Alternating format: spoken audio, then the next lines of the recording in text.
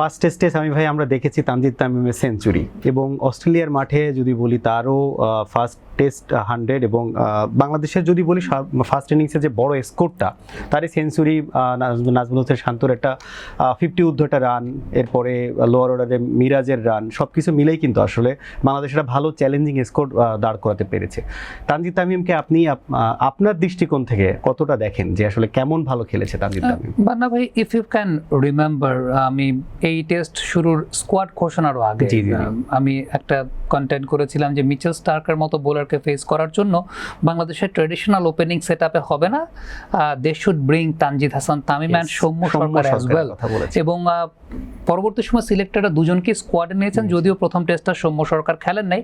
But তানজিদের কথাটা এই কারণেই বলা, কারণ অস্ট্রেলিয়ান এই পেসারদের এগেইনস্টে you can not just survive, defend and survive, because বাংলাদেশের কোনো ব্যাটারেরই ডিফেন্সিভ টেকনিকটা ভালো না।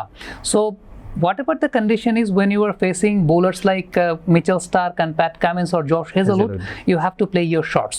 Yes. But the most surprising element was Tanjid Tamim was very prominent of leaving the balls. Defensive মুডটাও খুব ভালো ছিল। এক্স্যাক্টলি, তিনি বল ছাড়ছিলেন অনেক ভালো, তিনি শর্ট বল ছাড়ছিলেন, যে বলগুলো আমি আবারও বলি, আপনি যদি খুব ভালো হয় আমাদের এই কনভারসেশনের পরে আপনি ওই স্টিল পিকচারগুলো যদি বসিয়ে দিতে পারেন সেই জায়গাটাতে, যে বলগুলোতে চপটন হচ্ছিলেন অস্ট্রেলিয়ান পেসার ব্যাটসম্যানরা, বাংলাদেশের ব্যাটসম্যানরা ওই বলগুলো ছেড়ে দিচ্ছিলেন, এবং যারা ছেড়ে দিচ্ছিলেন Tanzid Tamim was one of them, which was very much unlike Tanzid Tamim. 30 plus minus একটা স্ট্রাইক রেট কিন্তু তানজিদের সাথে যায় না। I thought he was going to play the shots. Shot খেলেছেন when he got the balls in the driving zone. Driving জোনে যখন পেয়েছেন, even Cameroon green যখন এসেছেন, ওয়েবস্টার এসেছেন, ডাউন দ্য ট্র্যাক এগিয়ে এসে ব্যাং শট খেলেছেন। But when he was facing Mitchell Starc, he was facing Josh Hazlewood or Pat Cummins, he was very patient. এই পেশেন্টটা দেখে আসলে খুব ভালো লেগেছে। ইনিশিয়ালি he was shaky, কিন্তু এই পেশেন্সটা দেখে খুব ভালো লেগেছে যে তানজিদ তামিম পেশেন্সটা মেনটেন করেছেন। এবং আমি বিভিন্ন সময় একটা কথা বলে এসেছি, তানজিদ তামিম অন্য দুই ফরম্যাটের চাইতে তিনি টেস্ট ফরম্যাটটা বেটার খেলবেন। কেন বেটার খেলবেন? আপনি যদি তার ঘরোয়া ক্রিকেটের পরিসংখ্যান দেখেন, তার সবচেয়ে বেশি অ্যাভারেজ কিন্তু ফার্স্ট ক্লাস ক্রিকেটে, মানে 4 দিনের ম্যাচে, টি-20 বা ওয়ানডের চাইতে। এটার কারণটা কি? খুব ইন্টারেস্টিং একটা ব্যাপার বলি, সেটা হচ্ছে আপনি যদি একটু 2000 সালের পর থেকে চিন্তা করে দেখেন, মডার্ন ডে টেস্ট ক্রিকেট যখন শুরু হয়েছে, ট্রিপল সেঞ্চুরি কারা মেরেছেন? বীরেন্দর সেহবাগ ট্রিপল সেঞ্চুরি মেরেছেন, ক্রিস গেইল ট্রিপল সেঞ্চুরি মেরেছেন, ব্রেন্ডন ম্যাককালাম ট্রিপল সেঞ্চুরি মেরেছেন, হার্ডিটার ব্যাটসম্যানরা ম্যাক্সিমাম, কদিন আগে মুলদার ট্রিপল সেঞ্চুরি মেরেছেন। সো প্রত্যেক ব্যাটসম্যানই যারা ট্রিপল সেঞ্চুরি মেরেছেন, they are not traditional the defensive walls. Yes, they are the strikers of the ball. They are very good strikers of the ball, but as well as they had very strong defense. তাদের ডিফেন্সটা খুব ভালো ছিল। So modern day test ক্রিকেটে আপনাকে আসলে shorts খেলে run করতে হয়।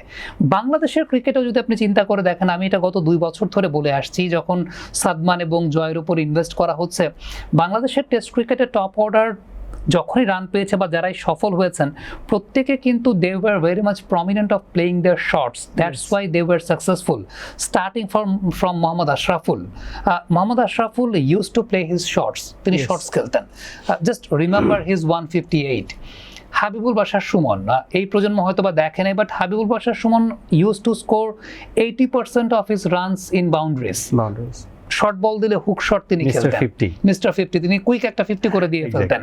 আপনি তামিম ইকবাল খান, বাংলাদেশের সর্বকালের সর্বশ্রেষ্ঠ মানে test opener, Tamim Iqbal Khan used to play shots. Just remember the innings in Lords, at Lords, unbelievable innings, এবং he used to dominate the bowlers, Tamim Iqbal Khan, whenever he played test cricket. যে পার্টনারশিপটা ইমরুল কায়েস এবং তামিম ইকবালের ওভার 300 রানের ছিল against Pakistan, both the openers were playing their shots. Even the first time Tamim Iqbal and Zunad Siddiqui went to open for Bangladesh in test match cricket, Jamie Siddons ওই সময়টায় coach ছিলেন বাংলাদেশের নিউজিল্যান্ডের মাটিতে, they made a partnership above 150. So both of the openers were very much prominent of playing their shots. এখন এখানে ফ্যাক্টটা হচ্ছে, বাংলাদেশে ট্রেডিশনালি আমরা যেভাবে বেড়ে উঠি, we are not very well defenders, our defense is not that much strong. So for cricketing nations like us, it's always important to go there and play your shots and make some quick runs. So that is why আমি তানজিদ তামিমের কথা সবসময় prefer করি যে to play test cricket. এবং দেখবেন যে এই টেস্ট ম্যাচটা সবচেয়ে ইজি হয়ে গিয়েছিল তানজিদ তামিম, হি ওয়াজ shaky at the initial stage, শুরুর দিকটা। but later on when Muminul came, Shourabh Bhai played a brilliant knock of 49, 7টা বাউন্ডারি মেরেছেন এবং আমার কাছে মনে হয় যে exactly he was very comfortable, এবং সেটাই that actually transfer, that positive Confidence-টা- energy transfer towards Tanzid Tamim, এবং সেটাই ঘটেছে। সেইভাবেই তানজিদ তামিম পরবর্তী সময়ে সেটেল হয়েছেন, রান পেয়েছেন। শান্ত যখন নেমেছেন they were very positive, Positive. Ball ছাড়ছেন, সিঙ্গেল নিচ্ছেন, এবং সবচাইতে বড় কথা শান্ত নামার পর খুব ইন্টারেস্টিং একটা ব্যাপার দেখবেন, সেটা হচ্ছে তানজিদ ব্যাটিং করছেন, স্লিপ আছে, সিলি পয়েন্ট আছে, শান্ত নামার পর কয়েকটা কাউন্টার অ্যাটাক করলেন, শর্ট বলে পুল করলেন, স্পিনারকে ডাউন দ্য উইকেট এগিয়ে এসে মারতে গেলেন। অস্ট্রেলিয়া তখন ফিল্ড সেট আপ স্প্রেড করে ফেললো। Short স্প্রেড থেকে করে নিয়ে ফেলা গেল। মানে হচ্ছে তখন singles R available. So that is the thing, যেটা বাংলাদেশের ব্যাটিং প্ল্যানটা খুব ভালো হয়েছে এবং এক্সিকিউশনটা খুব ভালো হয়েছে। আপনি তানজিদের কথা জিজ্ঞেস করলেন, বাট আমি একের ভেতর তিনজনের কথাটাই বললাম যে আমার কাছে মনে হয় যে batting planning wise they were very much top notch. So Mohammad Ashraful should be appreciated that he has made that kind of plan.